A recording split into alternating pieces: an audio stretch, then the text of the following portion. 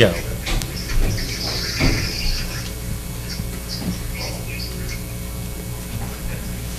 It's Debbie.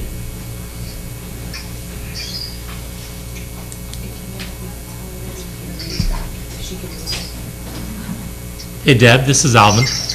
Yeah, hey Alvin. We're getting a little feedback on you. Can you mute for a minute and then I'll holler at you? Yes, I can do that. Hang on. Okay. There she goes. She went quiet. Okay, and we got the thumbs up. Good evening, everybody. It is 6:03, so we will call this meeting to order. I would like to start out by saying masks are required unless you've been vaccinated, and if you're not wearing one, we will assume you're vaccinated, and if anybody needs a mask, they're up here at the front. Feel free to come up and grab one at this moment. But number one, we will start with roll call, please. Rose. Mayor Brolio. Present. Vice Mayor Herndon. Present. Councilmember Tiscornia. Present. Councilmember Moncada. Present. Staff is present. Thank you, Rose. Next, we move on to number 2, Pledge of Allegiance, and I will pick on Isabel. All right. I pledge allegiance to the flag of the United States of America and to the republic for which it stands, one nation, under God, indivisible, with liberty and justice for all.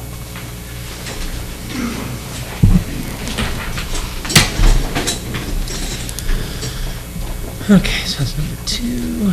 Number 3 is report out of closed session, and that was direction was given to staff.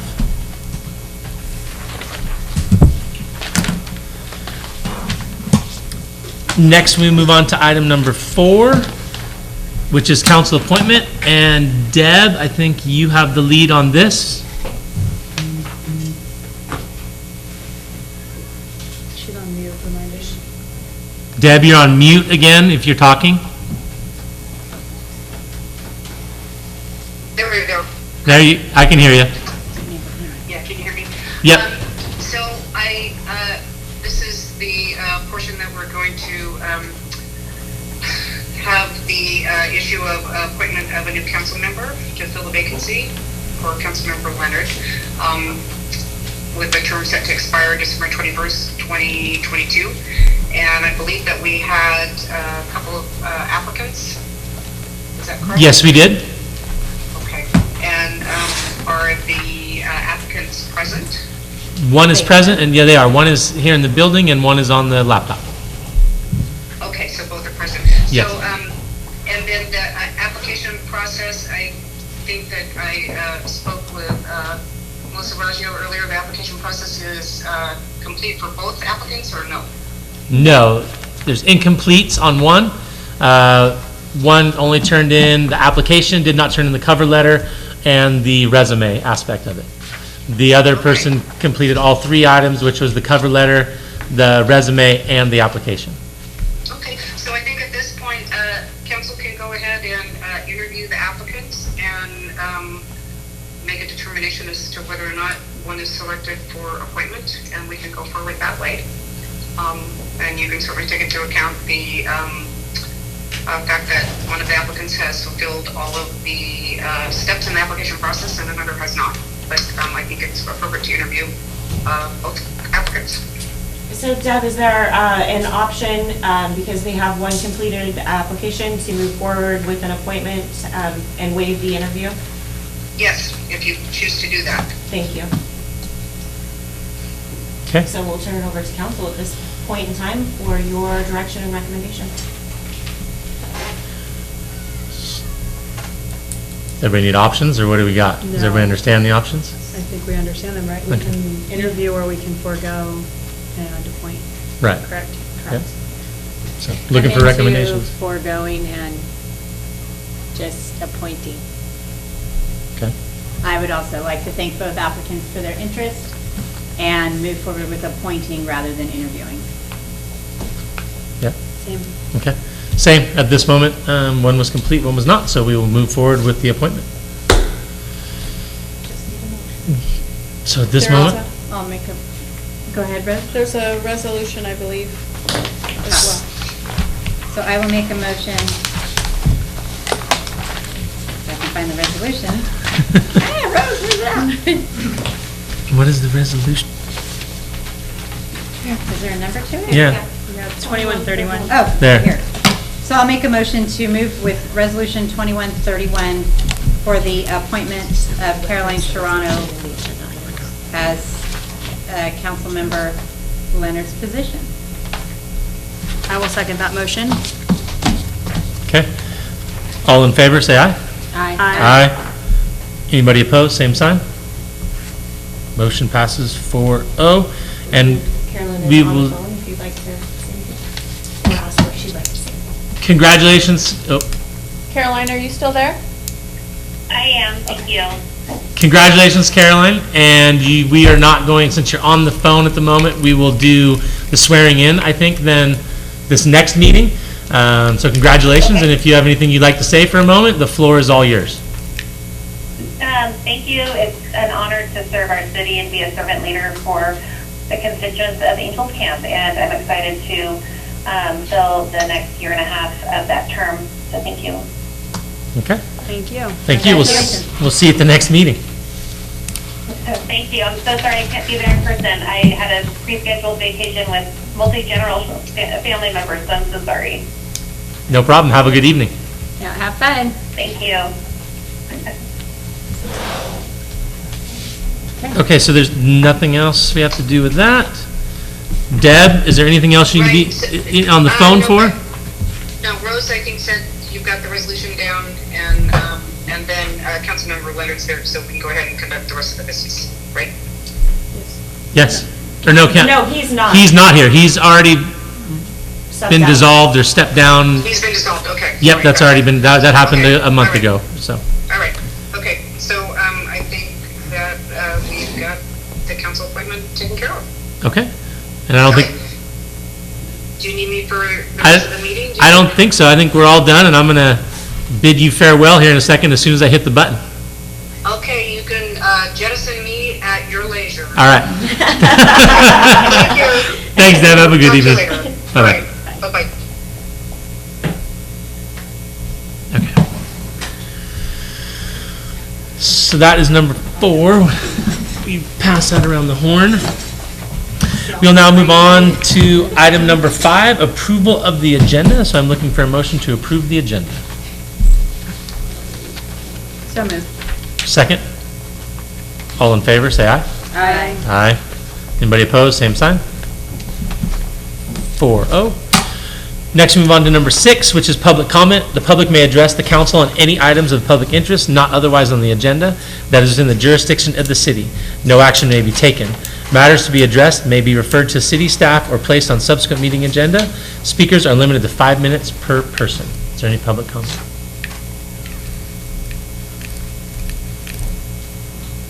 Anybody online, Rose? No. Okay. Hearing none, seeing none, I will close public comment. And we'll move on to item number 7, which is consent agenda. Alvin, I would like to pull item C and open that for discussion. Okay? Anybody else?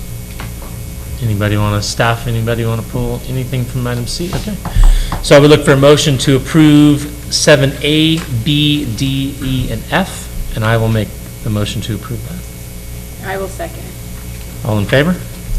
Aye. Aye. Anybody opposed, same sign?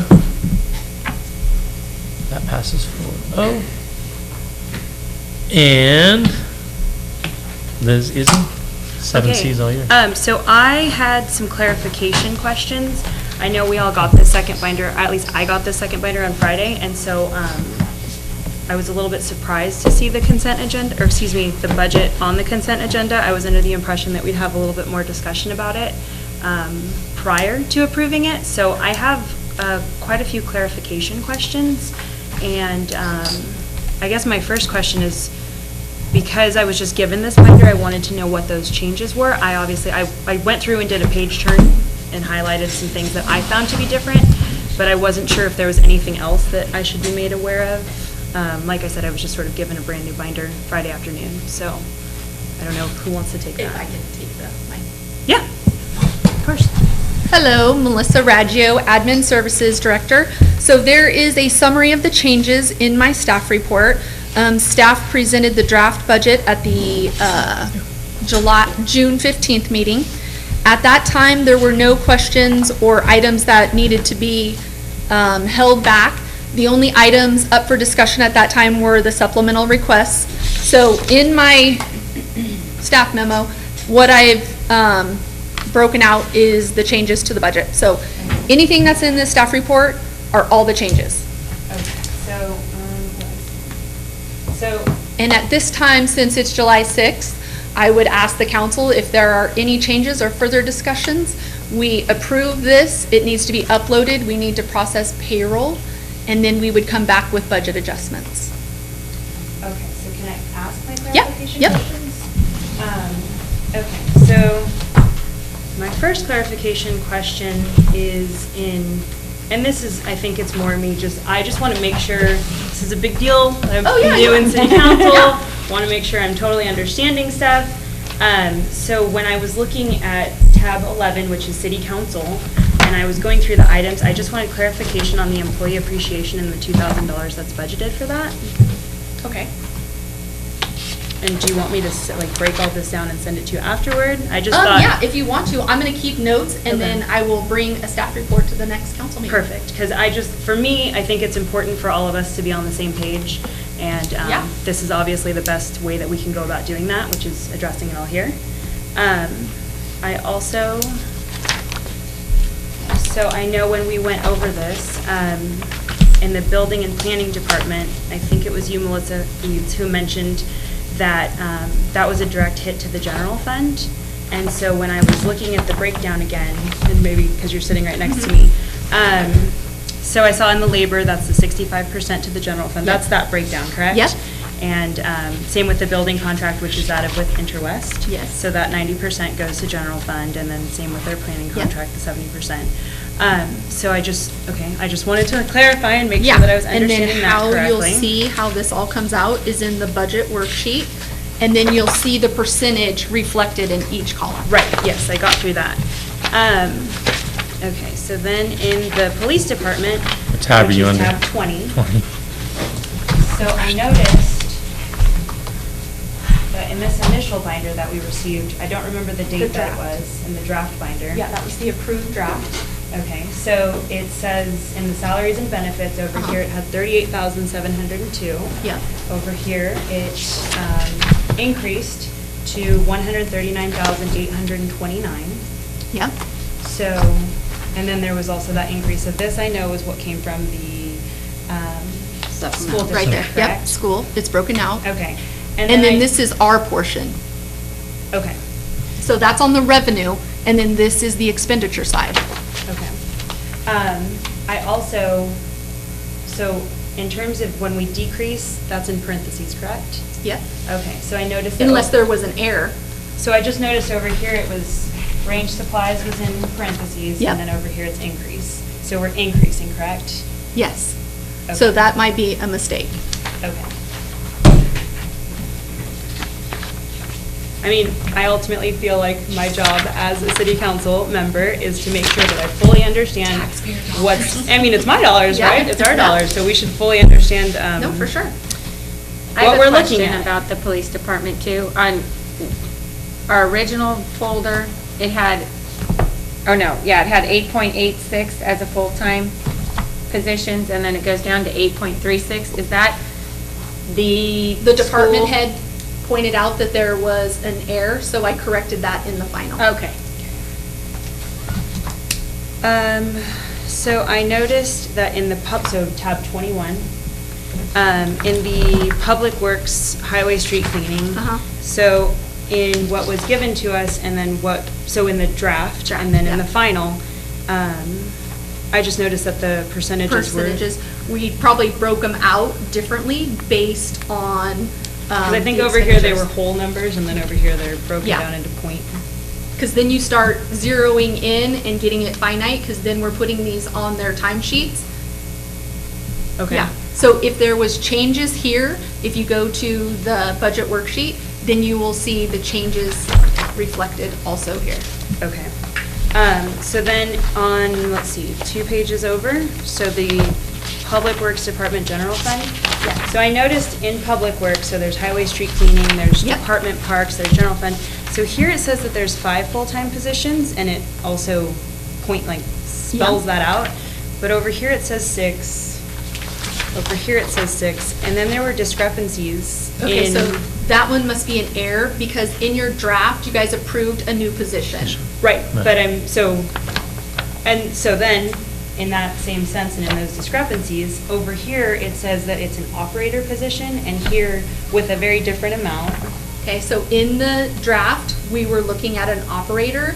We went to a collection and distribution. Okay, I just wanted to confirm that, just Yep. clarifying. Except it's nothing personal, just making Oh. sure I fully understand what's put in worries. front of me.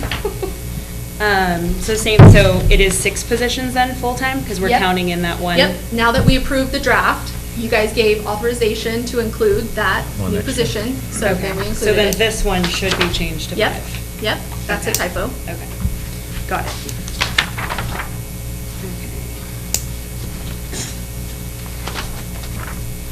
What tab are you on now? So it's this is all public works. Oh, This is okay. 22. And so it's the same thing. It's an equipment operator with a different salary. Than it was. As to what it is in this. Gotcha. So like I said, I just wanted to make sure that okay, so then in wastewater and water, I was noticing, and I'm assuming because I did the number percentages, so in terms of their allocation, so in wastewater operations Yep. department, 61%. So that is why we only are seeing the wastewater back here, correct? Yes. Okay, and then same for water? Water should be reflected in here. Okay. And then let's see. So was that just the clarification, or did you think there? That was my clarification, Okay. yeah. But I think, so ultimately, my biggest question, and it's more, I suppose, that of a clarification. So tab 15, which is our admin and finance department, I am looking for clarification as to why 65% of labor is being allocated to water. Because all of admin and finance handles all of the billing, we handle all of the new accounts, we handle all of water and sewer. So if my math is kind of on here, so you're saying that it takes, so there's 5 full-time employees in admin, correct? Yep. So you're saying that it's taking 3 people to their whole time to do this? Yeah. Okay. Yep. We have to manually enter every single Meter reader. ratepayer's read. So that's what they do for a week. So all Public Works has to walk and physically read. So we're and then they counting- bring it in. No, I'm not counting Public Works in here, Okay. just my staff. Mhm. So one is accounts payable, one is receivable, and then billing. Okay, right, which I read that right here, so Yeah. 1,800 customers. And then when I was reading through the breakdown, just because so my other question is, I saw that there is an auto and cell allowance. Yep. So what is that for? City manager's contract. Oh, okay. So may I have a copy of that? I'd like to better Sure. understand. So actually, I'd like all of the department heads' contracts, please. Sure. Actually, any employee that we contract with. So Interwest, Amy Odyssey, if I could get a copy of those contracts, I'd appreciate that. And if you're doing that, if you can copy all Yeah, council, 'cause- or, I mean, yeah, I'm speaking for absolutely. myself, but. Because I read through your job descriptions, and that's where I was Yeah. definitely confused. Because I didn't necessarily read that of, I mean, there's one section that it did say that of water, but yeah, that was where I was just looking for clarification as to why admin is billing 65%. I mean, I know water's where we make our money, right? So. Well, that's our whole That's our- purpose. Admin Right. and finance, the only thing we do is all the billing. We set up all the new accounts. If ratepayers call and say, I think I have a leak, my meter read was high, we facilitate all the paperwork, then we fill out a work order, have guys go out and read it. Gotcha. And then, sorry. what Can did I you ask say a that quick employee question while we're on appreciation admin? was? Which one? The employee, oh, you said you Are were you going to still put on that in your. admin? Sorry, I was just clarifying something. I'm just thinking about staffing and the 5 in the office. Has it always been 4 days a week, closed on Fridays, or did that happen with COVID and then it stayed that way, I guess? No, we've been, let's see, we're all there 5 days a week. Right. I think when I started, there were a few that were on an alternative work schedule, like a 980. When I first started, we switched, I think, to closing on Fridays. I couldn't remember if they were always caught open. up. I don't think they- But I think it was about 3 years ago, they started closing on Fridays. Yeah, it was a couple years Yeah. ago. So, But we're all there, staff is all. right, so it would be safe to say that to be open to the public on Fridays and accepting people to come in and pay their bill or what have you, we wouldn't incur any additional cost because you're already there working. So No, if I it were just there- depends on how many are Staffing. choosing the 980 workday. Right. So, and when their 980 falls. And so I think that there was a resolution that we found that council approved the 980. And so if we want to rescind the 980 work schedule, then we won't have to worry about scheduling. It was just easier to kind of be consistent if certain employees weren't coming in on Fridays. Do we have staff on 980s right now? We have one that is on 980. And, Melissa can talk to her team and see if they want, we're here Monday through Friday. I know. You know, the office is pretty much open, and I don't think that they turn people away. So if Well, it's but the it- council's direction that we not do the 980, we could take that, we're in negotiations, we can go back to the bargaining units and say that we're going to be open on Fridays and consider elimination of the 980. So wait, to clarify, so you're Typically, when you saying, have a 980 though, it's, Every other Friday. right, and so that individual has coverage on the Friday that they're not there hopefully, from yeah. another Yeah. individual. So And it then wouldn't but- necessarily mean having to retract the 980 to stay open Fridays. Right, but now we're all co-located. Before we weren't co-located. yeah. Right. And so then we had a rule that we would never leave one person alone, so then you had to have coverage during lunches, and so it just was a scheduling issue. But if you have 5 of you, then you can be open. So we do have 5, yeah. Yeah. And now with COVID, the office is reopened. Right. So if the direction is that we open on Fridays, I don't think it's a problem for staff. At least to accept payments, I would think that Yeah, I that have would heard be. that from different people You can saying, put that on man, the agenda or something." during COVID, you understood the. Well, we have issue." all, we have 2 drop-offs. Right, there's the drop boxes outside. Yeah. And you I can think do it if it's online. the direction of the Yeah. council at this point, we don't have to Change it. agendize it, you guys can direct us to be open on Friday. Anybody's thoughts on that? I don't think that's an action item, I think that it's just a. Yeah. Oh, okay, all right. I don't care. Okay. That would be my wish list. We haven't met. Well, my question is though, we did that partly to get everybody caught up. Get everybody caught up in a moment in time, when And we're then- in great transition. Right. Okay. So are you to the point where you can open the doors on Friday and not get back under the I gun don't think again? it's gonna be a problem for us. Oh, gosh, no. We've Okay. been I know. servicing people. Yeah, It's so- not like the door's locked. No. We gotta get a new All right, sticker so on there the you go. door. For Friday, instead of Thursday. Okay. Well, that was the sticker, community Before. development was closed on Right, Fridays right, right. also, so, yeah. Okay, so there's that done. okay. What else that what else answers- do you have? Those What other are- blue tabs you got in there, lady? Those are my question. I mean, like you said, took it very seriously.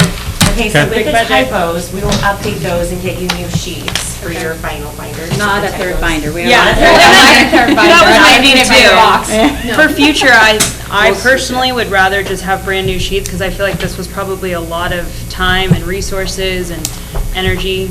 So, For sure. for me, I would have just rather given me the sheets and I could have just replaced them. Yeah. Perfect, so we will do Yes, that next time, agree. collect the binders and add new sheets. Or you could Do that too? just give us the sheets. I'd prefer that. Okay. Yeah, I would. Sure, do we that can switch too. them out. Rose Okay, put some whatever works. stickies on there, you see 'em. Yeah. Give my binder to you alright. guys. And I don't know, Okay. the only other thing is, because we are so new at this, or 3 of us are, soon to be 4, it probably wouldn't have been a bad thing to have another educational sit-down with us like we did the first time, rather than consent. No? No. Well, We're- but we can you definitely speak do that that. language, but we're Yeah. all brand new at it, and Right. she's So a this numbers is gal. absolutely perfect, because we definitely want to meet your expectations. So we will make these lists, full of these items, and then next year, we'll bring to you your approved process with your vision in mind. Perfect. Okay. So at that moment then, I would look for a motion to approve 7C. With no amendments or anything like, right? Right, 'Cause those were all clarification. They were all clarification done? Yeah. Okay, so yep, just a motion to approve 7C then. We have a motion. I will make a motion for Resolution 21-26.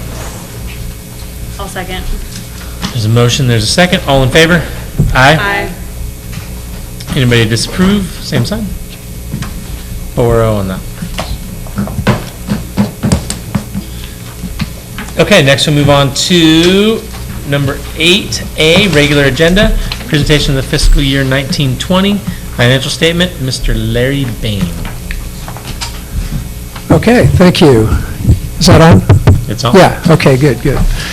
So yeah, I think you've all got the red bound copies of the audit report. This is for fiscal year end June 30, 2020. Obviously with the pandemic and other changes, we're a year beyond the fiscal year end, but we finally got it to the finish line here. So I'm just going to go over the financials real briefly, and feel free to jump in if you have any questions as I go along. But I'll just give a brief overview and then take any questions or ask as I'm going here. So pages 1 and 2, this is the independent auditor's report, and this is where I give you an opinion on your financial statements. So we came out and did the audit, and then we summarize all of our journal entries and any adjustments, and once we're done, I give you an opinion as to if these financial statements are fairly stated in all material respects.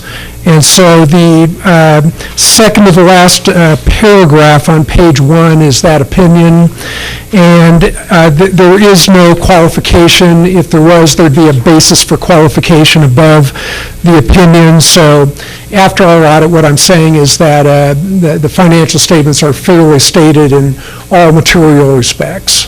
Okay, that's considered a clean opinion. Okay. There's 3 sections to the financial statements, and on page 3, this is the first section, which is the government-wide financial statements. And this is where we segregate between governmental activities and business-type activities, which in your case is water and sewer. And it provides a long-term perspective on the full accrual basis of accounting like a business. And so this has your long-term assets, which are, in this case, would be your capital assets, and then the long-term liabilities, which would be your debt and other compensated absences, things of that nature. The only thing I'll point out, because this does get asked, is in the governmental activities at the very bottom with the unrestricted, there's a negative $1.5 million negative unrestricted net position. And prior to what's called GASB, Governmental Accounting Standard Board, Statement Number 68, which is the pension liability, and then Governmental Accounting Standard Board Statement Number 75, which would be the other than pension post-retirement benefits. In this case, it would be post-retirement health.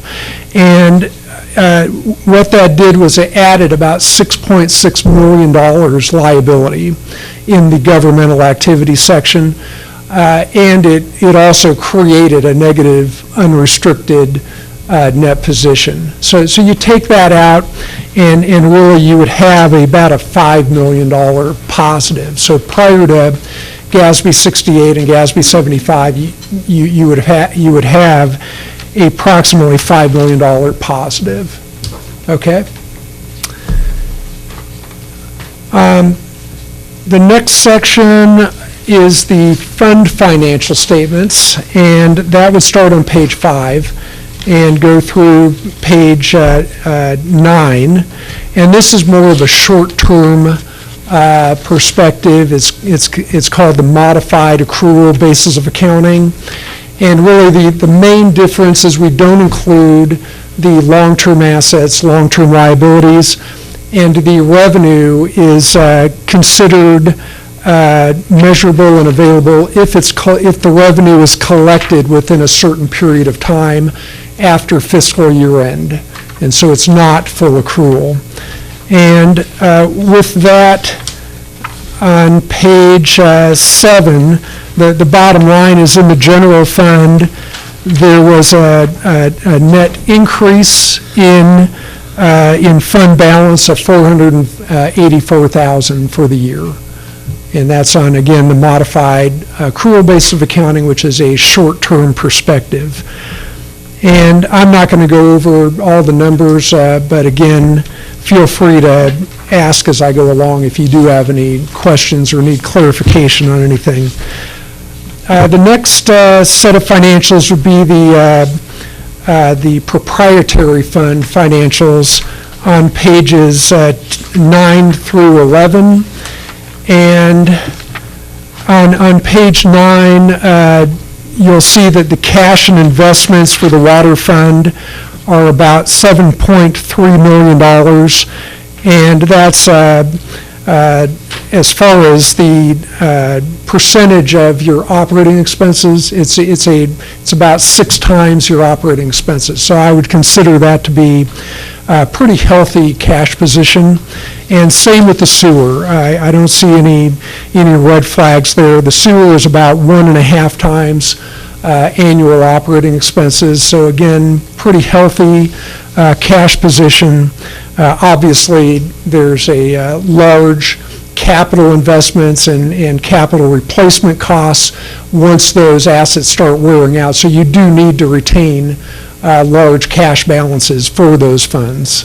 But and then on page 10, bottom line, in the water fund, there was a net loss of $7,600, so nearly break even. And in the sewer fund, there was a net income of $235,000. So nothing unusual. Water fund did transfer $250,000 during the year to the UPA Special Revenue Fund, which was established during the 1920 fiscal year. So if you take that operating transfer out, then the water fund would have shown a net income. And that transfer should not be recurring year to year. So that was a one-time transfer. What was the purpose of that? It's in the JPA agreement that we retain a reserve. So before the water wastewater rate increase, we had been spending down the reserve for our UWPA contribution. So we did the rate increase, we now have a fee that gets passed through to UWPA, and then we still have a requirement, we believe under the JPA, to maintain the $250,000 reserve. Okay. And let's see, lastly, the last section of the financials would be the fiduciary funds on page 12. And the district does retain 2 agency funds, one for Greenhorn Creek and then one for LAFCO, as far as collecting money and transferring it to, actually managing the LAFCO fund. So,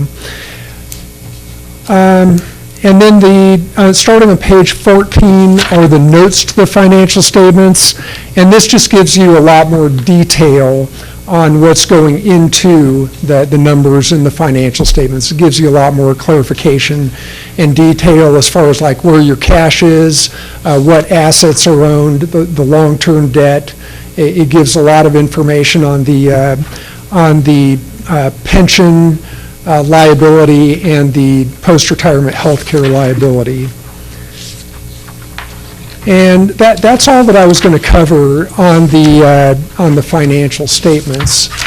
Are there any specific questions that I can answer or clarify any of the numbers or any of the information? Council, got any questions at the moment? Okay. And then you also should have received a separate letter, and this is a letter that's required by Statement of Audit Standard AU 260 and 265, and it's the communication of significant deficiencies and material weakness, and that's on pages 1 to 4. And then page 5 and 6 is other required communication between the auditor and the governing body. There were 1 significant deficiency and 1 material weakness on page 3 of that report. And then there were 2 significant deficiencies that were not considered material weakness. This is the separate letter, not in the bound copy. So. Were there any questions on on those communications. I don't have any questions, other than I think these three findings on this page 3 here, these can be fixed and ratified with a journal entry on the first one, and the other two can be cleared up over the next time frame, so we should have no Yeah. problem having these scratched off by the next audit. Yeah, so as I noted on the first item there, my recommendation really is none at this time. Right. There was a change in your consultant from EB to RAMS during the audit prep. Right. And then RAMS took over, and the audit was like within a month after they took over. So there was a real short time frame between them taking over and being able to thoroughly close out the year. So they were processing journal entries after we started the audit, and then we detected additional journal entries that were required after they provided us their final journal entries. I wouldn't expect that to recur for this fiscal year. I mean, you have a very qualified team with Terry Shea and RAMS, and I know they'll have work papers and journal entries to follow and have a very good understanding of the city by the time they come back and prepare for the 2021 fiscal year audit. So again, I don't expect that to be a recurring journal finding. Yeah. Thank you. Oh, well, is there any Yeah. public comment at the moment, since no council has any questions? Okay. The only other thing I would like to point out on this is, it's just a great number to see on the unfunded, what page? Page 27 is $5.6 million of unfunded liability. And then you go back to the OPEB, which is health, dental, and vision on page 41. Between those two, on retirement and everything, it's $10 million worth of stuff that the city's gonna have to pay for. Yeah. So it's a big number that's out there, and I'm just using rough numbers for $10 million total.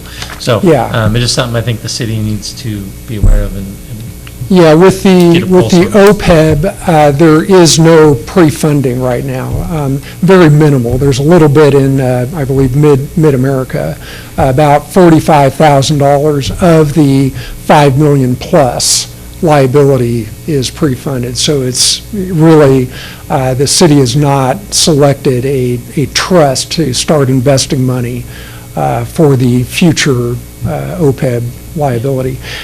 With CalPERS, the CalPERS liability went from, for the miscellaneous plan, miscellaneous employees, it went from $3,014,000 to $3.3 million from the 19 year to 2020. So that is continuing to increase, even though you do have funding, pre-funding for the CalPERS liability.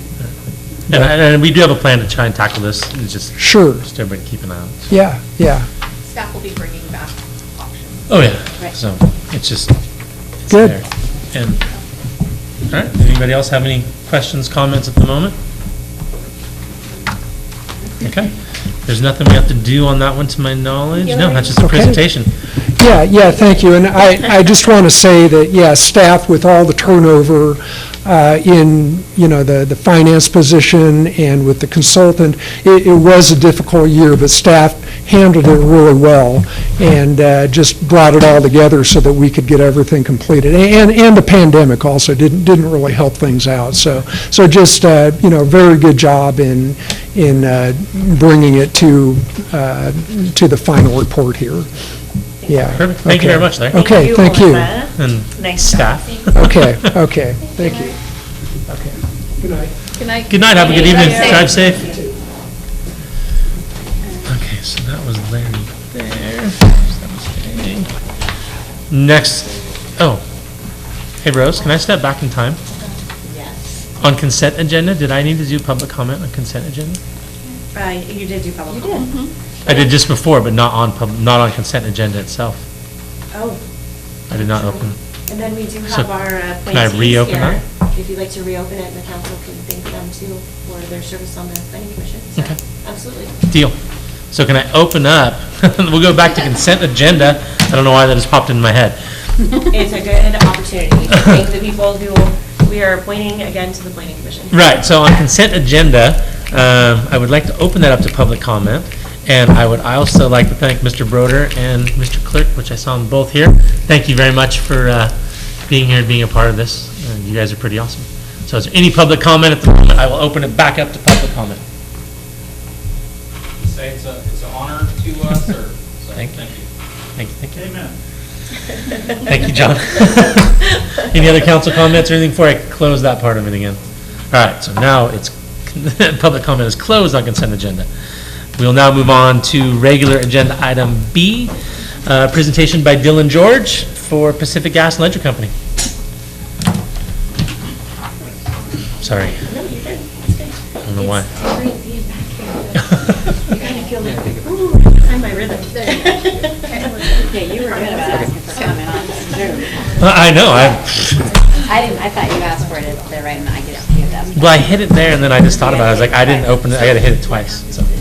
Okay, good evening, Mr. Mayor, members of the council. My name is Dylan George, I'm local public affairs representative for PG&E. I also have with me today Pam Perdue, who is our public safety specialist. She serves Calaveras County as well as a couple other counties. And so we're going to kind of combine on this presentation. I want to thank you for having me. We've been up here to council meetings the last several years to talk about wildfire safety, to talk about some of the progress of each year, and to talk about some of what PG&E has planned for the coming year. Especially glad to be here today on this special occasion of your first in-person meeting since the pandemic, so we're glad to have all kind of gotten through that. I'll jump right into the presentation here. So PG&E's Community Wildfire Safety Program has 3 pillars to it, as you see on your screen there. The first being reduce wildfire potential. So this comes in a lot of different forms. A lot of this is the work that we have continued to go out and do throughout our communities. More inspections, more repairs, more vegetation management than we've ever done before. System hardening is kind of the overarching term that we use for replacing a lot of our wooden poles with stronger composite or steel poles, replacing a lot of the overhead wire with a stronger coated wire that we call tree wire that's going to be better able to withstand the kind of things that might happen in these high fire threat areas. Also under reduce wildfire potential is public safety power shutoff. That's obviously a big topic. I'm sure you guys remember back to 2019 when the City of Angels was hit a couple times with 2 different public safety power shutoff events. The good news is that last year in 2020 we didn't have any events that affected Angels Camp. So that is it's a very good example of some of the progress that we've made and some of the progress that we plan to continue to make throughout this area and throughout all of our high fire threat areas. So situational awareness is another big thing. We have a 24-hour a day, 7-day-a-week wildfire safety operations center that runs all throughout the fire season. So that is, of course, busily staffed right now. We have continued to try to beef up our presence of weather stations out in the field, high-definition cameras that can monitor fire starts and hopefully get some get information out on them as quickly as we can to get resources on them. So hopefully a small fire can be prevented from becoming a big fire. We continue to enhance our meteorology department. We've invested heavily in new technology where that's concerned to try to make it as accurate and as granular as we possibly can. That's another thing that affects the public safety power shutoff events. The more accurate we can be with weather, down to the very small circuit level, the less people we can affect when we have those events. So that is always the ultimate goal. So then the third pillar that leads right into is reduce impact of PSPS events. And I've talked a lot about a lot of the things that have gone into that. We, of course, want to keep these events as small as we can. We want to only impact the areas where the fire danger is extremely high and the weather is impacting those areas and increasing that fire danger. So we have continued to make a lot of progress in being able to sectionalize things. Actually, the City of Angels Camp is a perfect example. We've been talking about this now for a while. We have installed 17 sectionalizing devices around the city so that hopefully the city will not have to be impacted when we have public safety power shutoff events. You guys are a perfect test case for something like that because the city itself, within the city boundaries, is not considered high fire threat area. but a lot of the surrounding areas where you get your power from is high fire threat area. So we can kind of island the city with these devices. Now, I will caveat this, that we still have some operational work to do to kind of make these devices the highest use they can be. So I can't say for sure that they would preclude any kind of PSPS event at this time. It's going to depend a lot on the individual weather factors that would come with any particular event. But down the road, as we get that more and more in tune, it could hopefully prevent the city from having to be impacted in anything but a really major kind of weather event. So it's a perfect example of some of what we're doing to impact PSPS events. We have other work going on throughout the county with microgrids up in Arnold. And then, again, we just want to make sure that we're constantly working with our communities. We want to make these events as small as we can and as targeted as we can, and then make them as short as we can when we actually have to have them. So with that, I'm going to hand it over to Pam. She's going to cover the next couple of slides. Thank you, Dylan. Again, thank you very much for having us this evening. I know that Dylan is your primary point of contact. My primary role is as an agency rep, so I work very, very closely with Calaveras County OES, with our state fire agency, as well as our local fire agencies during these events. So high fire threat across the service territory.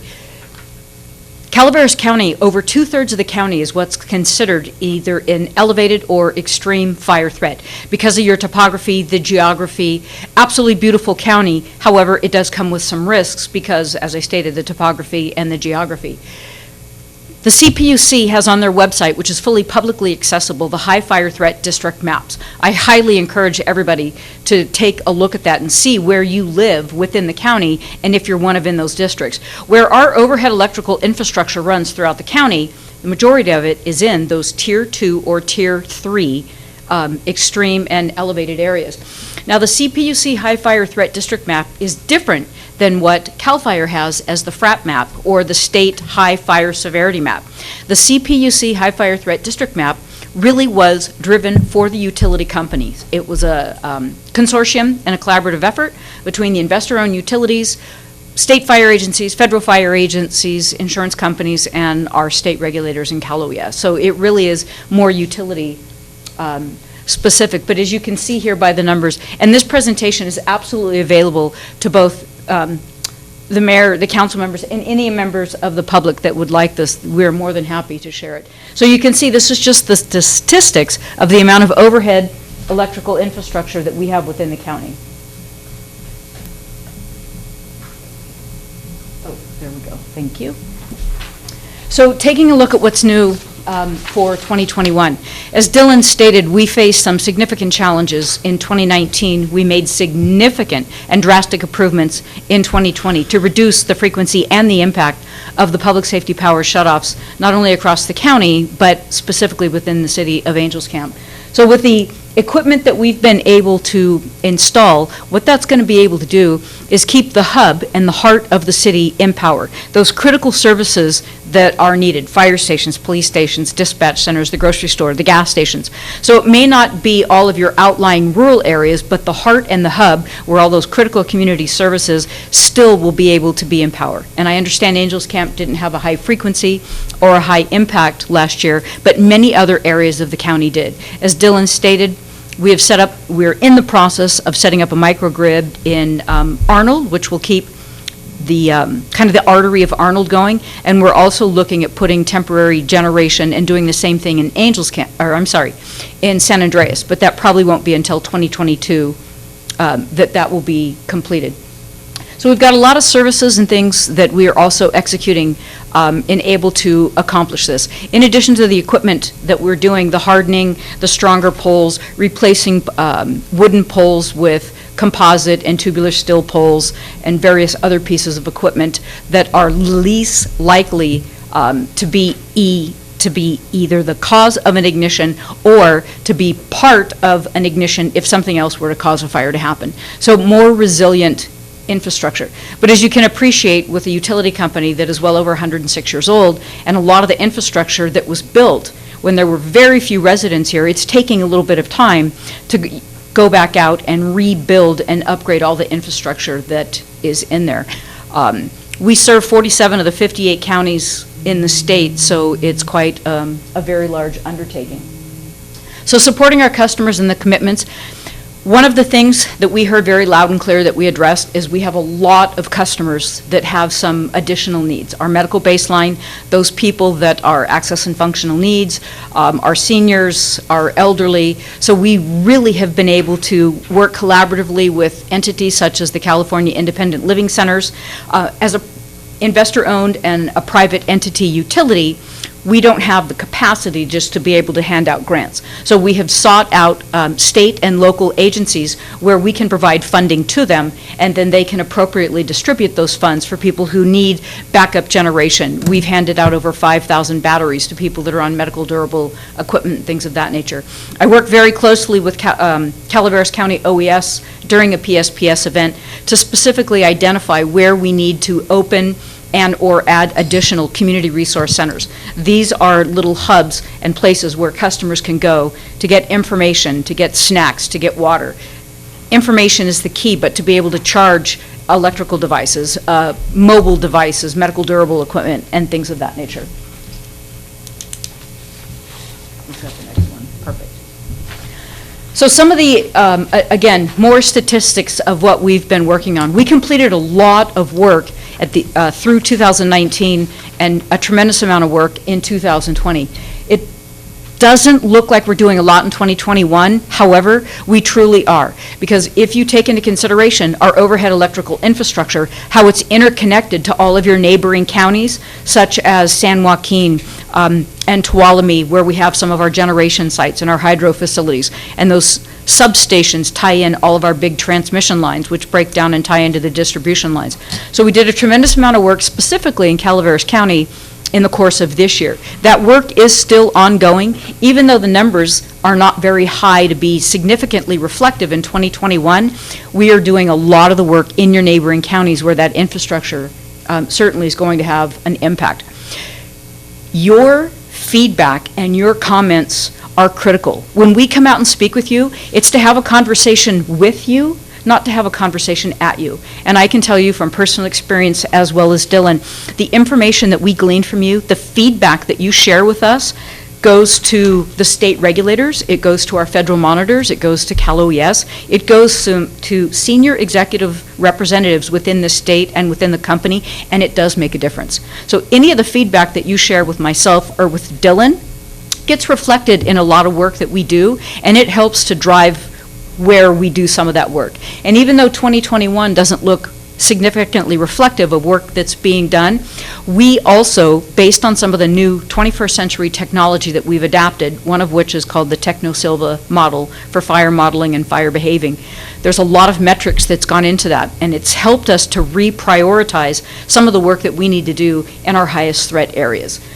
There is more work planned for the rest of the year. We've got 17 of the 19 sectionalizing devices installed.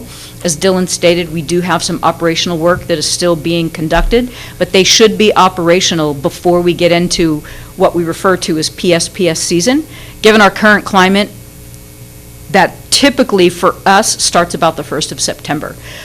Now we're seeing that season is getting longer because we had a PSPS event in January of this year. So now we're seeing that lasting from September almost through the beginning to the end of January. We were on the tail end of a PSPS when the significant snowstorm hit us all last year. And we've got one more here.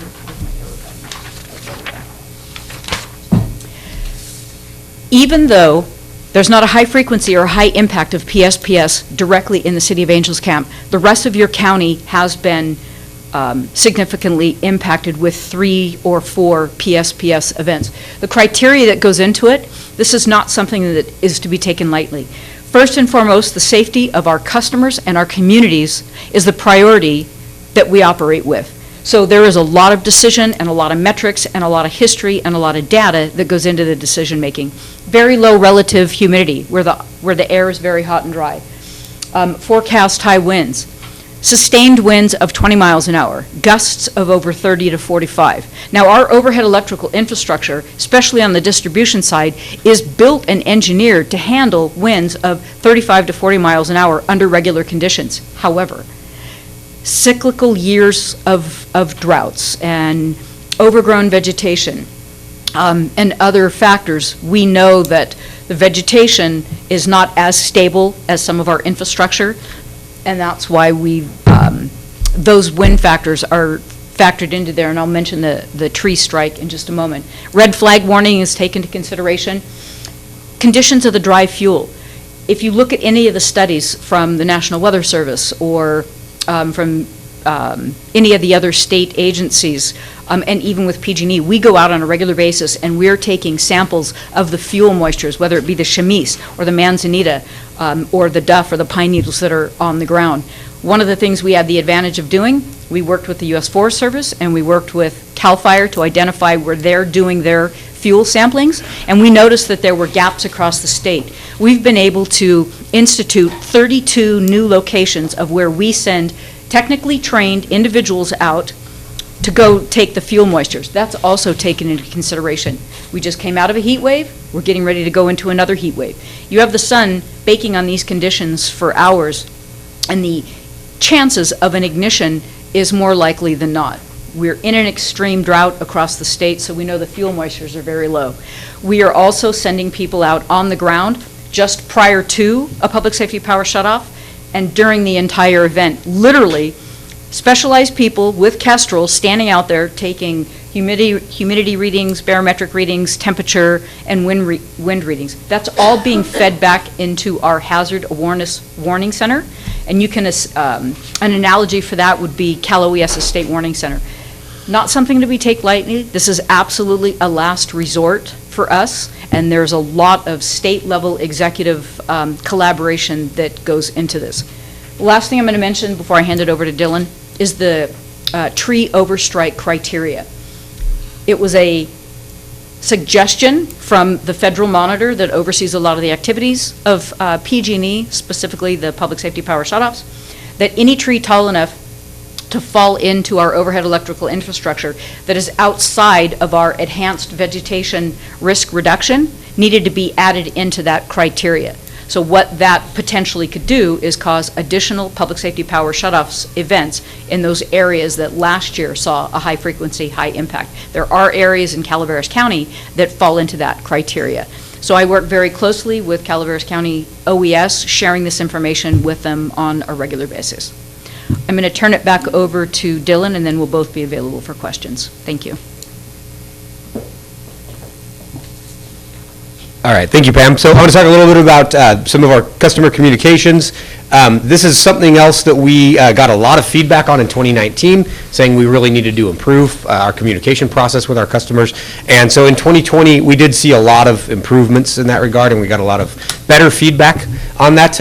We plan to, of course, continue to get even better in terms of notifying customers. Ideally, what we'd like to do when we have a PSPS event on the horizon is notify customers at least 2 days in advance that we are under watch status, that we might have to shut off the power if weather conditions continue as forecast, and then give them another warning 1 day in advance, and then warn them just before the power is turned off.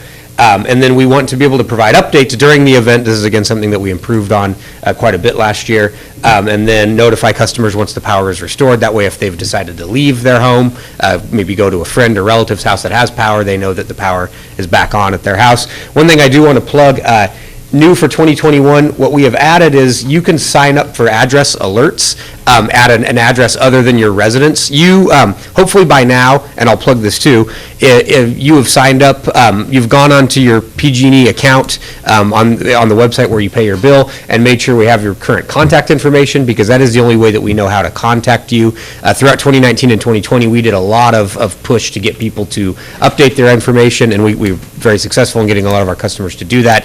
If anybody hasn't done that yet, I would highly recommend that you do that. We can send text messages, we could send emails, but obviously our ability to contact you is only as good as the contact information that we have for you.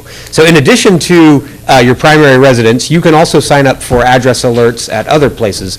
This can come in handy for places of employment. If your place of employment is in an area that is more likely to be hit by a PSPS event than Angels Camp, if you have schools, if you have friends or family that you want to check on that live outside, that maybe live up the hill a little bit in the zones that are more likely to be hit by these, I would recommend that you sign up for those address alerts. Going to talk a little bit about some of the community work that we do. we are always looking for organizations to partner with. Our biggest partnership in trying to make these PSPS events go smoother for our customers is with the California Foundation for Independent Living Centers. They focus specifically on elderly populations. PG&E has a database of customers that are under a program that we call Medical Baseline that gives them a discount on their power if they have needs for electricity for things like CPAP machines for sleep apnea, for humidifiers, for any kind of device that might require electricity in order to enhance their health. So we do extra outreach to those customers. We also work with the county OES, and also with the CFILC. We work with some local organizations, including the Resource Connection, to provide food when we have these events. We know a lot of times one of the struggles that our customers have is they lose their refrigeration and their freezing capabilities, so we work with food banks in order to try to replenish things like that. So we're constantly on the lookout for community-based organizations that we can work with in order to make these experiences as less painful as possible. This is just a variety of more places that you can go for resources. I'm not going to go over all these necessarily, but the main website that we have for wildfire safety resources is pge.com/wildfire safety. That's a great place to go if you want to make sure we have your latest and greatest contact information so that you can be contacted during potential events. There's also pge.com/weather. We are constantly updating a 7-day forecast, whether or not we think that there's PSPS-like conditions on the way. Luckily, right now, I'm going to knock on wood when I say this, if you go on there, you'll see clear skies for the next 7 days. So hopefully that continues for quite a while longer, but once we get into the late summer and into the fall where the PSPS season is more likely, that'll be a good resource for you to check, and we update that every day. So have a look at those resources. There's plenty more there.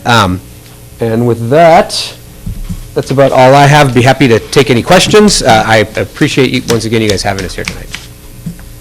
Any council members got any questions for me? No. I got a couple questions and things. I'd like to tell you thank you very much, Dylan. I've seen you the past couple of years, and I don't know, it's been a weird journey. A couple of years ago, everybody was all frantic, and just the miles you guys have done and put together, and these 17 switches now that keep the center of our city, hopefully, cross my fingers. That's a pretty good feat to undertake. So hats off to you guys. That's awesome. Thank you. I think we had a very rough go in 2019, and I think we learned a lot from that. We worked very closely with your staff and with you guys, and got a lot of feedback and made a lot of improvements after that. Yeah, no, and I appreciate that a lot. And then we also had that, I think, Pam, you said that about the Resiliency Center, the hub. The first year in 2019, didn't we have one in Utica Park? Is that planned to be there again, or have you guys moved that? The Community Resource Center. Yes, the Resource Center. Yes, it will be. Okay, if we have a power outage again. Correct. Okay. If your particular community is identified of having a public safety power shut off, absolutely it will be set up. Okay. And the other thing is, if there is a specific need within your community to have that, you can reach out to Dylan or myself, or you can actually reach out to County OES and put that on their radar, because during a PSPS, we have conversations no minimum than 2 or 3 times a day.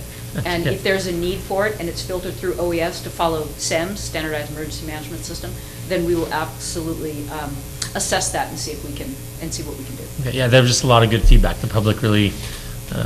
That site at Utica Park, it was actually the second most visited site that we had in 2019 in our largest event. That was out of, I think, 81 sites that we opened up throughout our service territory. It was the second most visited one. It's a social place to be. I went down there and charge my phone and catch up with people I hadn't seen in years. Yeah, and you guys did a very good job of hosting community meetings in the morning where we came up and, provided some updated information. So it really did turn into something that I thought was a pretty nice, community gathering spot. I have a lot of you to thank for that, for doing a lot to promote it. That's why we ended up getting so many visitors out there to it, and it ended up turning into such a good success.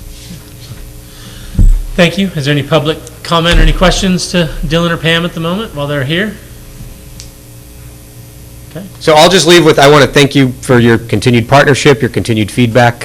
We will, I think I said back in 2019 when things were looking bleak, we'll get through this together, and we continue to do that. So I thank you guys all. I have one final question. I know you guys a couple of years ago did a public meeting at the fairgrounds, and I think, is there any of those planned at the moment to tell other people, or? So we've been doing those virtually because of the pandemic. I look forward to a time where we can get back out and talk to people face to face. That's probably not going to happen before this fire season, Right. But we've conducted a lot of those virtual town halls. Hopefully next year we'll be back to having those things in person. And just to tag on to that, if a community or a city has a need for that, if you're hosting some other type of meeting, we are more than happy to come out and speak, and you can we'll tailor the presentation for your community's needs. Okay. Thanks, man. Thank you. Thank you. Okay, so that was just a presentation there. So next we move on to item 8C, which is code enforcement on existing code violations on Casey Street and request for council direction. Amy Augustine, she's already at the podium. Mr. Mayor. Welcome back. Yes, welcome back. By the way, we have a quorum of the Planning Commission here tonight, I have to acknowledge.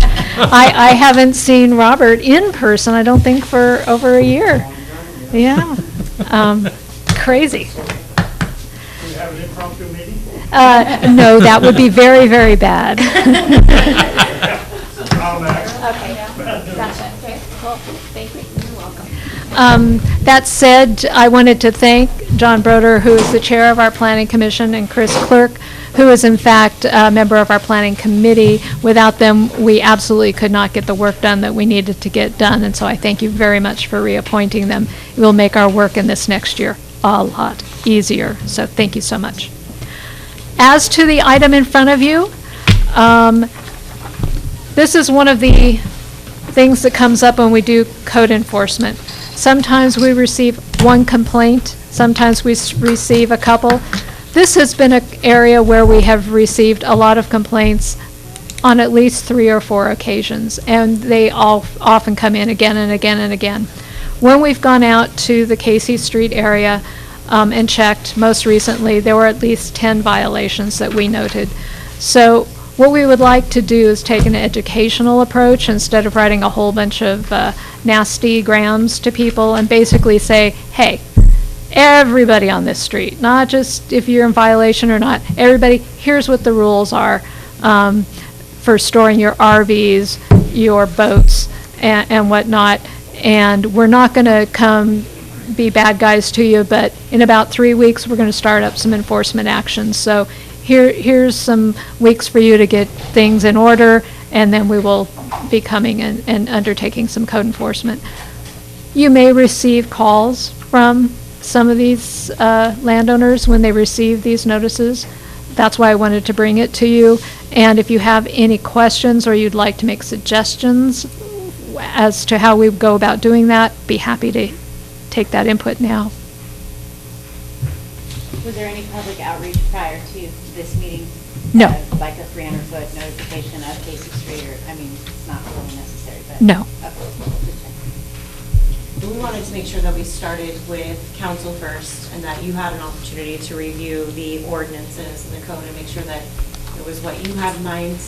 It was your direction with code enforcement as a priority. And so then we can go from there in terms of making those contacts. But we just want to make sure we were lockstep in your goals and objectives for code enforcement.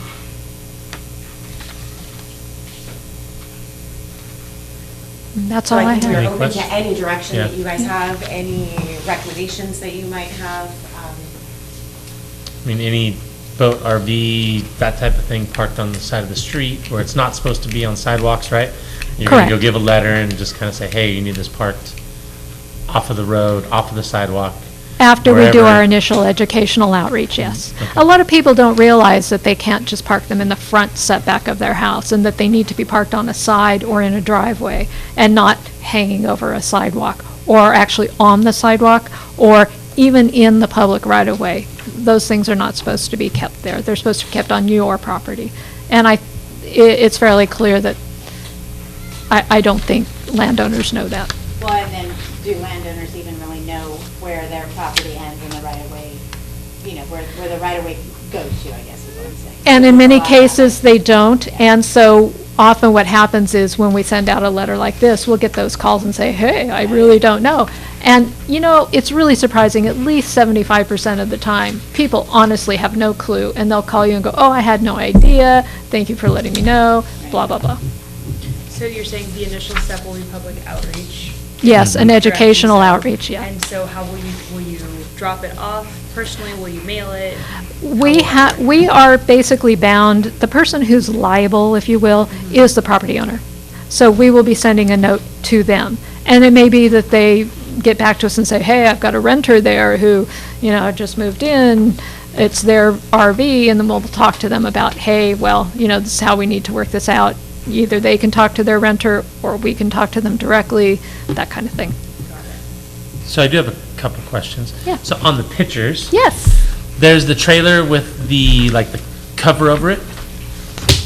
Show me which one, please. On the gravel? Yes. Just What? for full transparency, that happens to be my sister's property, so I don't know, but just for full transparency. What is the code violation with that one? Because it's off the, so I'm just wondering what makes that. That one is actually an interpretation, and that is one of the other reasons we do some of these notifications in this manner.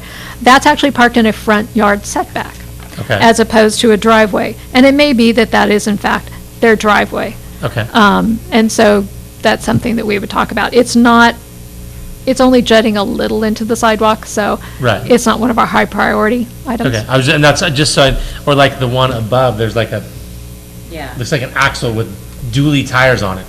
That's on somebody's blacktop, it looks like, though. So is that code enforcement on that, or what is that one? I'm just trying to figure when and if I get phone calls, like the little camping trailer, the pop tent, I understand that one. That's in the public right-of-way. The one Right. in the upper right-hand corner, those are all unlicensed vehicles in the process of being repaired. Gotcha, okay. That So have those been there unlicensed for vehicles. quite a long time. All right, gotcha. Yeah, that kind of thing, as well as the one right below it. Okay.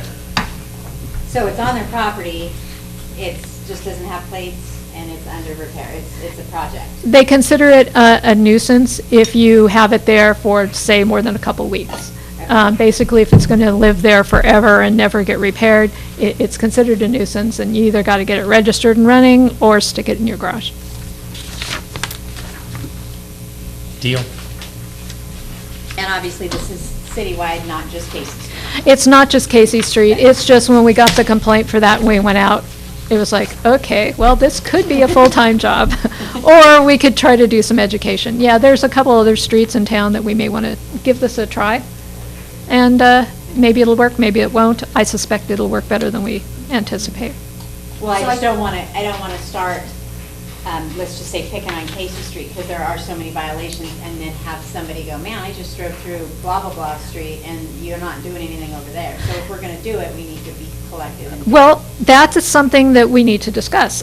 We, right now, respond to complaints only. Right. We don't go out looking for it.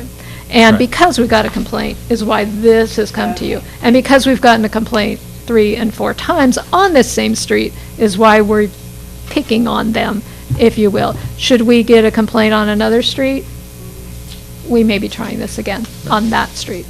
Because there are a couple other chronic streets that we visit frequently.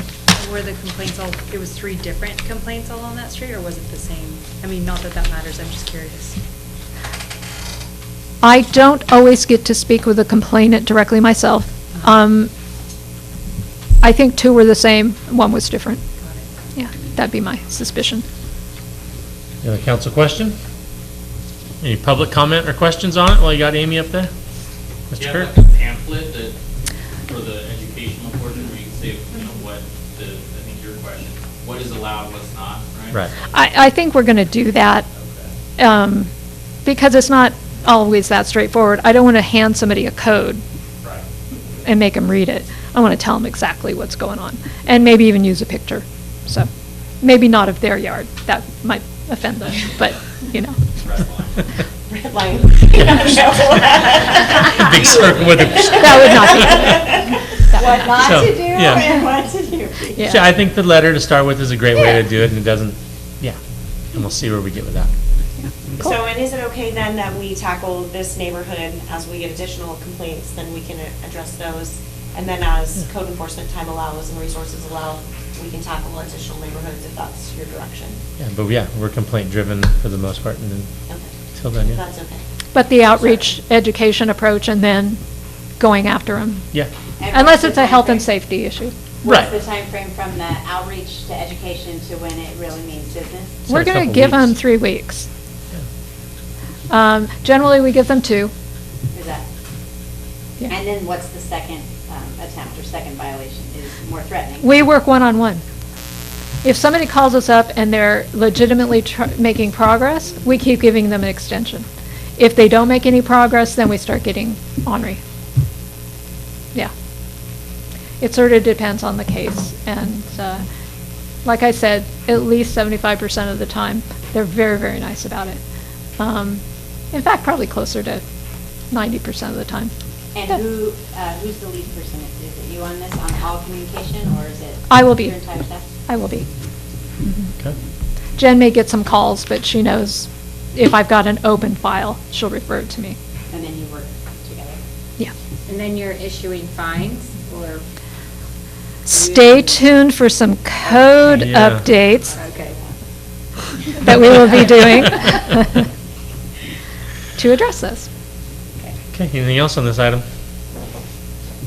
Okay. All right. Oh, I just Direction. have one more. Oh. Yes. Maybe on the education, I'm just thinking out of the box. This individual with the Toyota on the back page, Yes, they might just have that there because it's been sitting there for their whole entire life. yes. And so maybe on the education, maybe some phone numbers to call, which I think there's like, I pick up cars for free.com or whatever, there's the. Resources. Yes, Yeah. so that they can, Right, so so you're that they have presenting a them with remedy and a options. solution and it's not, they have options not to back them out. Yeah. There's a cash for cars. in the- That's what I'm thinking. There is, yeah. The proceeds go to half that caliber, so I can buy. See, you're here, Scott. We got a solution for everything around here. Call Scott. Here's his direct number. So the pamphlet will be sponsored by. Exactly. Yeah, crazy. Okay, so thank you for that one, and there's no motion or anything needed on that one. So we will move on then to item 8D, which is a study session on code enforcement. Amy Augustine, you're up again. Okay, so I don't know if you guys knew this, but the next time you want to wash your coach, wagon, carriage, or mule on the sidewalk, you are in violation of the City of Angels Municipal Code since 1912. And that's still on our books? And that is, in fact, taken straight out of our ordinance code this very day. As you might imagine, we do need to do some updating. One of the reasons is. I really like it. I know. Oh, I know. I know. And what we might do is do a little intro or something to illustrate it, because it is very much a character of the city. Unfortunately, when somebody does do something in the city that is a nuisance, we have defined nuisance in no less than 7 different sections of the ordinance code. We have, in fact, never established a amount that you will have to pay if we were to issue a citation for a nuisance.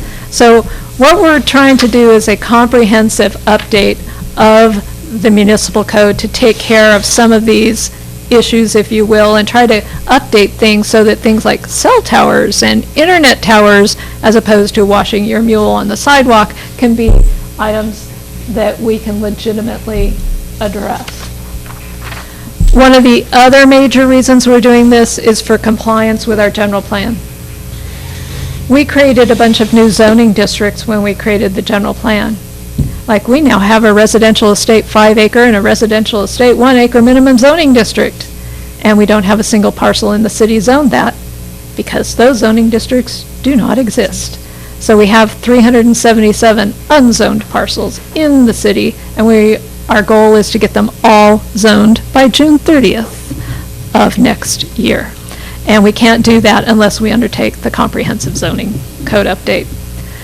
We also need to clean up a bunch of internal conflicts. As I mentioned, nuisances are addressed in no less than 7 locations. We also have a table that summarizes the almost 200 defined different uses you can have in the city in a table form. We also have individual zoning districts that tell you what permitted uses you can have in your zoning district.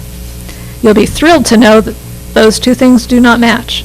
So if you go to the table, you can do one thing in your zoning district.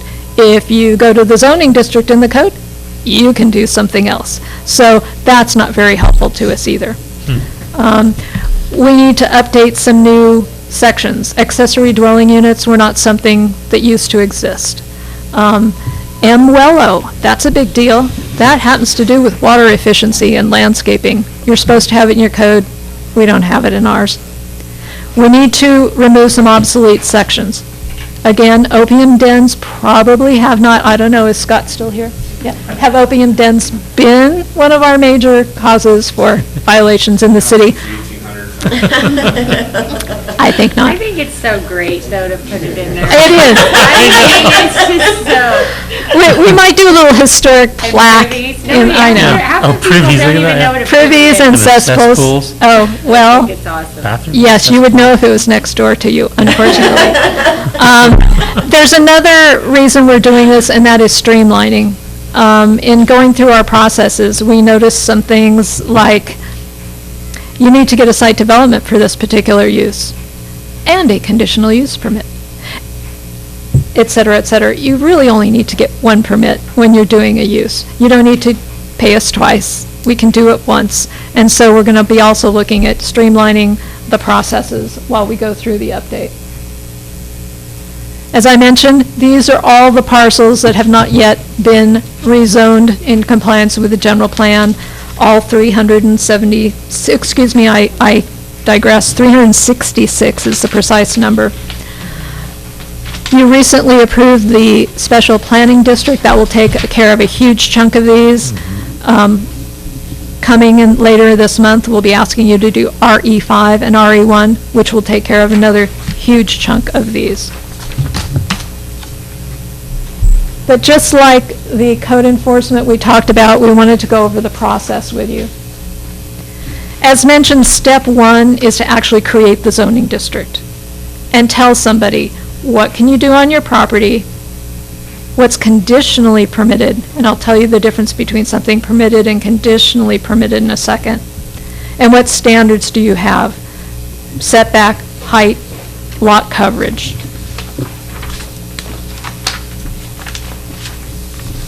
Generally, you always have 4 sections in every single zoning district. It tells you the purpose, it tells you the permitted use, the conditional uses, and the standards as we just talked about. Purpose, well, I'll just gloss over that and go into that in a little bit more detail. Here's the most important thing. Once this council approves a new zoning district, what we will do with that is send it to everybody that the general plan has identified as to be zoned RE1 or RE5 after you've approved those districts.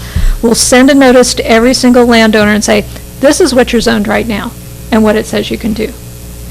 Here's what we're planning to zone you, and here's what you can do. We can't do that till we have you create that zoning district for them. We'll explain the rezoning process. We'll explain that in this particular case, we will not be charging you for the rezone. This is your freebie. This is your one get out of jail free card. We're going to do this for you now with no cost because we got a $60,000 grant from the state to do this. And then we'll talk about who you can contact if you have any questions. One of the most important things is when we send this out, we will be talking to a lot of people. And when they call us, our first question is this zone consistent with what you plan to do with your property? If the answer is yes, then we will take the rezoning to the Planning Commission for 1 public hearing. We will take it here for 2 more public hearings. So if somebody says, yeah, I want that zoning district, it'll go through 3 more public hearings before it gets rezoned. What you're really interested in, though, is what if somebody says, no, I don't want that zoning district. That is not consistent with what I want to do. Then we tell them their alternatives. There are other zoning districts. Perhaps we're going to need to do a general plan amendment to get them into the zoning district that fits with what they want to do with their property. Maybe we'll be coming back to you in that RE5 zone that we're going to ask you to approve. Maybe we need to finesse it a little bit, move some of the uses that are permitted and conditional around because of the feedback that we've received from property owners when we're asking them to rezone their property. Our goal will be 100% agreement with landowners. We use this process in doing some updates in Sonora for their general plan amendments, and we were able to get 100% agreement with the property owners. So it's usually doable. I can't guarantee that, but there's a pretty good chance that we can do that. So why are we doing this now? As I mentioned, we got $60,000 in an SB2 grant to do this. The purpose of that grant is to facilitate housing throughout the county and the city. So you will notice a bunch of strange things that pop up in all these zoning districts we're bringing to you. Things like farm worker housing. You'll go, why are we doing that? Well, because the funding we got is based on state law that says thou shalt address farm worker housing in the appropriate places. So we will have provisions like that. Group quarters, where you can put those. We also have a LEAP grant, which we'll handle separately, also to facilitate housing, but it will be a little bit more design focused. Most importantly, we're doing it now because we have to have all these new zoning districts, all these new processes adopted and in place by June 30th of 2022. So again, thank you for reappointing the planning commissioners because we are going to be working them very, very hard. Are there any questions so far? Because the rest gets real technical and I'm going to zip through it fairly quickly. Okay. I have a quick question, Yeah. and maybe you went over it and I missed it, but you said that there's 366 parcels that are not identified as anything right now? No, they have their old zoning district, so it's not consistent with their general plan land use designation. So if they were to come in right now and want to develop, they would have to go through a rezoning in order to proceed. So we don't want to hold people up like that, so we just want to go forward. I know San Andreas Calaveras had a lot of U, which was like Yes. and they had to do the same exact thing. And I don't believe they've started since they adopted their new general plan. Yeah, they have. Oh, they have. There's years not. Well, probably with their general plan designation either. Yeah, we adopted in 2009, and it's high time we got that taken care of, because that's not a good thing. Right now, most of the zoning districts are set up so that they have these 7 different sections. We're hoping to streamline that a little bit.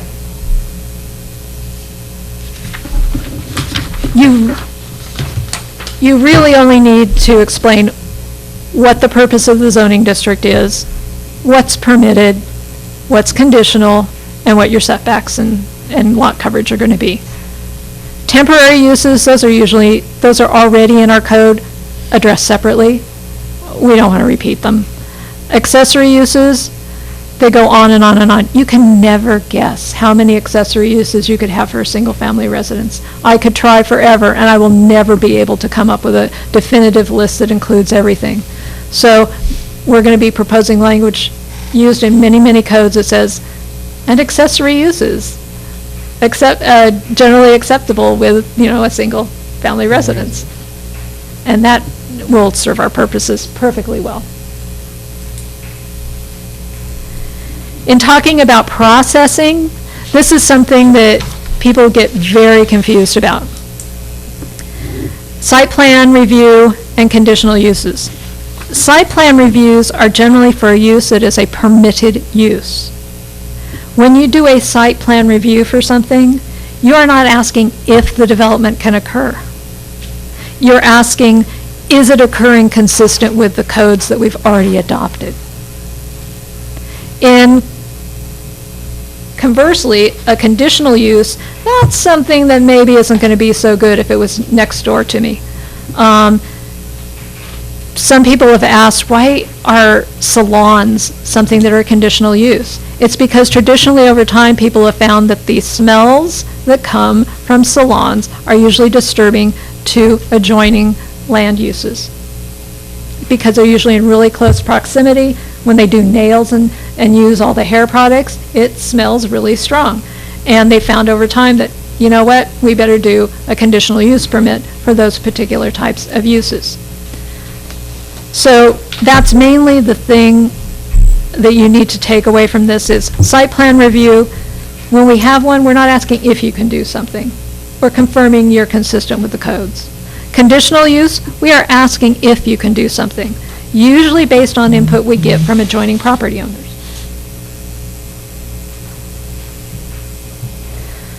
These things will be coming to you at your next meeting, so I won't go too far into them. Site plan review, we are going to try to streamline the process so that big projects, like those that cost more than $500,000, those are going to go through a site development permit process. Those that cost less than $500,000, we're going to try to make those more like an administrative type of a site plan review because again, this is not asking if you can have something, it's just asking you to confirm that you've done it consistently with the code. So hopefully we'll be able to streamline that. I already talked about requiring one type of permit instead of 2 or 3 when you have a use. Already talked about not having to repeat temporary and accessory uses. So basically what we're going to end up with is a whole bunch of zoning districts that have the same 4 sections over and over and over again. This looks like a lot. It looks like we're going to be recreating the wheel. Well, surprise, surprise, we're not. Purpose and intent is already spelled out in the general plan that's already adopted. Permitted uses are already more or less listed in 2 different places in the code. Our job will be to make them consistent throughout. Uses subject to conditional use permit, again, already mentioned throughout the code. We're trying to make them more consistent and not internally conflict. Site development standards, those are already established in the general plan also. So there will be no need to recreate the wheel. I'm just going to jump ahead here.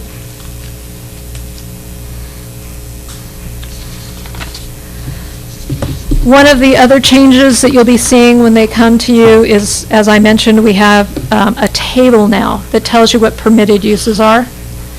There are nearly 200 different permitted uses on 13 pages. So if I come in and I say, I own this parcel zoned RE5, what can I do? We tell you to look at something that's 13 pages long and has 250 uses on it. That's not very helpful to somebody. What's generally more helpful is to hand them a piece of paper that says, you're RE5, here's what you can do. And not make them have to hunt and peck and try to interpret a table. We just spell it out for them. So that's what we'll be looking at doing in the updates. Here are some of the new zoning districts we'll be looking at. I mentioned RE5, RE1, special planning you've already done. So basically what this will be is an exercise in streamlining, clarifying, removing duplication, adding internal consistency so that we can get rid of this map, the we haven't rezoned it yet map, and have a map that basically shows everything with a zoning district that is applicable and that you can use. And I'd be happy to answer any questions.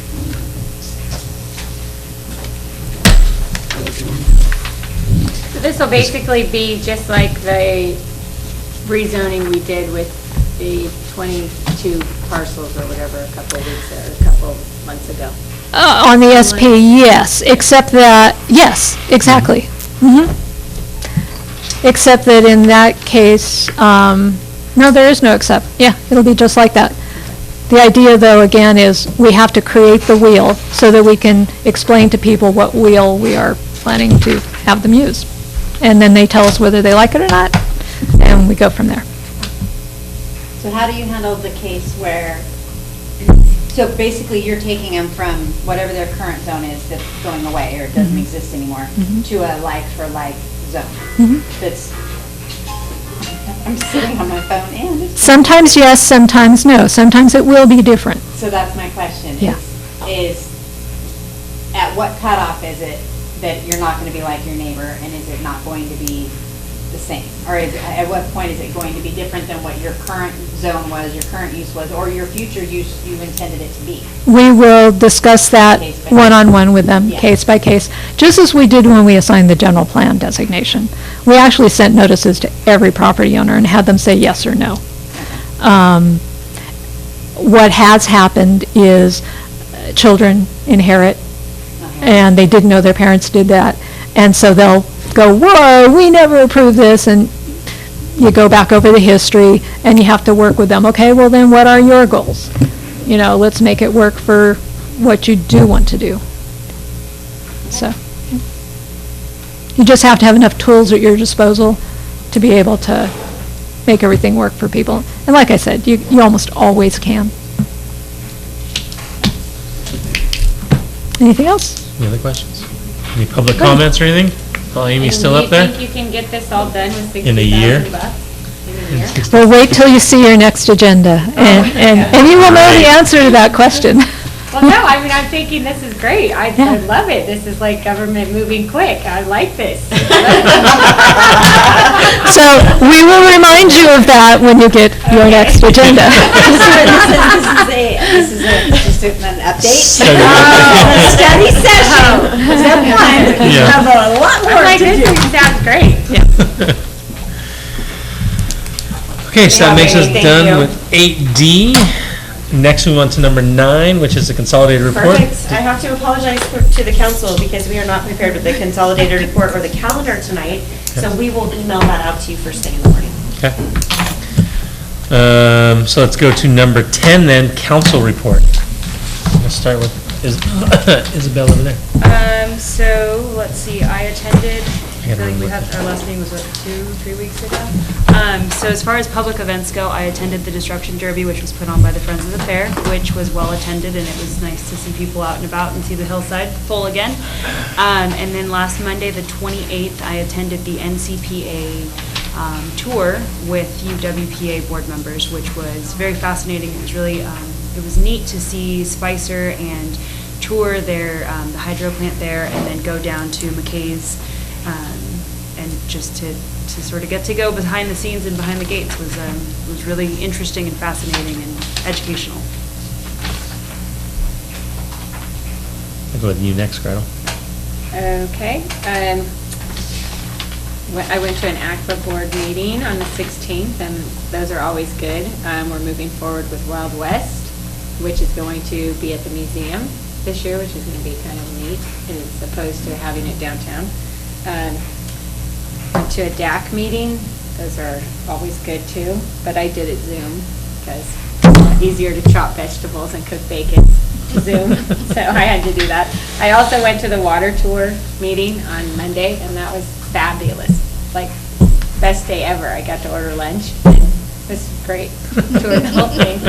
She had a sandwich made for her. Yeah, I'm like, this is the best sandwich ever. So it was actually, the whole tour was fantastic. It was really great to see the bridges and the dams, and I don't know, it was great.